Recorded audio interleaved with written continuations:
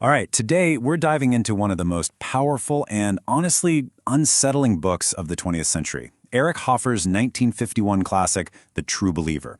It's a deep dive into the psychology of mass movements, and you're going to see its insights are just as sharp today as they were over 70 years ago. So, the book kicks off with this huge, fundamental question that just echoes through history. Why on earth do people sacrifice everything for a cause? They'll leave their homes, their families, they'll even lay down their lives. It doesn't matter if it's religious or revolutionary or nationalist. What is the engine behind that kind of total self-sacrifice? And get this, the guy who offered one of the most compelling answers wasn't some academic in an ivory tower.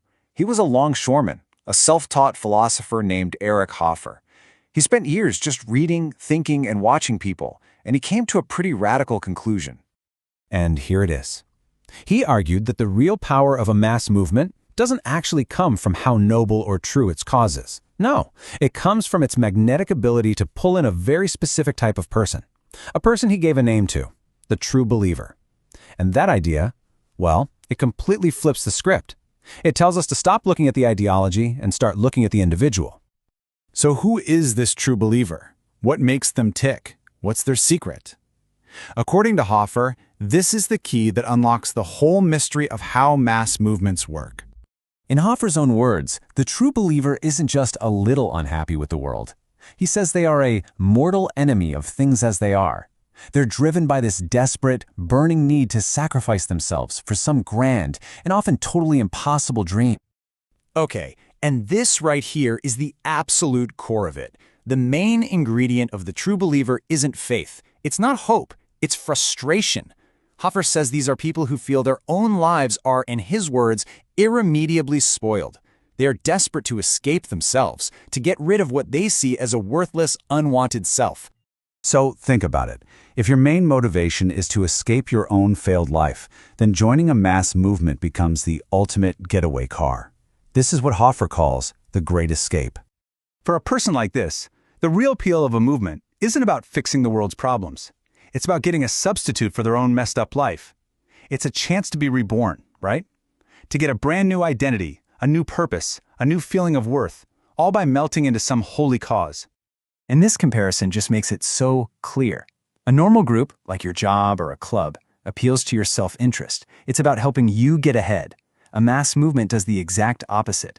It demands that you give up on yourself, that you renounce your own interests. It doesn't promise you a better version of your life. It offers you an escape from your life altogether. Okay, so you've got this collection of frustrated individuals. How does a movement take all that loose energy and fuse it into one single, unstoppable force? Well, Hoffer points to a few key psychological tools he calls unifying agents. And this might be the most famous line in the entire book. He says, the most powerful glue for a movement isn't love or hope, it's hatred. A common enemy, a devil, is absolutely essential. Why? Because it yanks people out of their own personal misery and makes them, as he says, fuse and coalesce into one flaming mass. And this devil can't just be anybody. It has to be crafted perfectly. First, it has to be a single enemy, so all that hatred has one target to focus on. Second, the devil has to seem all-powerful, omnipotent, because that's the only way to explain away all the movement's own failures. And finally, the devil has to be foreign, an outsider, to create that powerful, primal sense of us versus them. The next tool is the doctrine. But Hoffer's insight here is pretty wild. The doctrine isn't about revealing truth. Its real job is to be a fact-proof screen.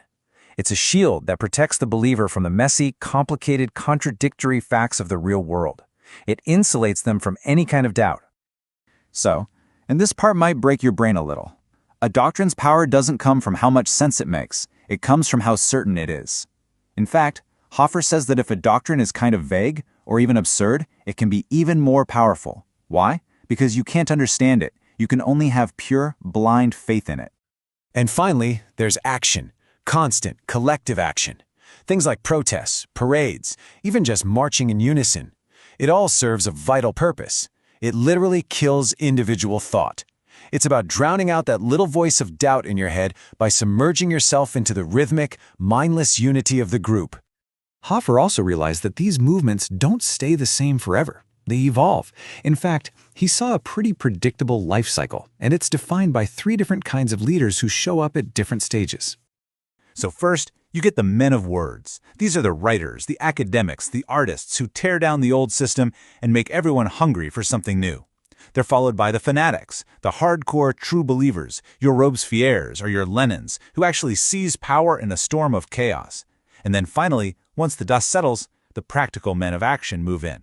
They're the ones who consolidate everything, build the boring institutions, and turn that fiery cause into a stable, manageable country. And all of this leads us to what is maybe Hoffer's most uncomfortable and challenging idea of all, what he calls the fanatic's paradox. Here's the brutal takeaway. Hoffer's conclusion is that the active, revolutionary phase of any movement, and it doesn't matter if its goals are good or bad, is always a terrible time to be alive. It's a time of crushing conformity, of hatred, of sterility. Creativity just dies. Individuality is seen as a threat. Freedom is feared more than anything. The very things that give the movement its power are the same things that make it profoundly inhuman. And this just leaves us with a really difficult question to chew on. If Hoffer's analysis is right, if the engine of radical change is always powered by this dark psychology of the frustrated, does that mean that truly transformative, necessary change can never feel good or even humane while it's actually going down? It's a thought that really complicates how we think about the very idea of progress.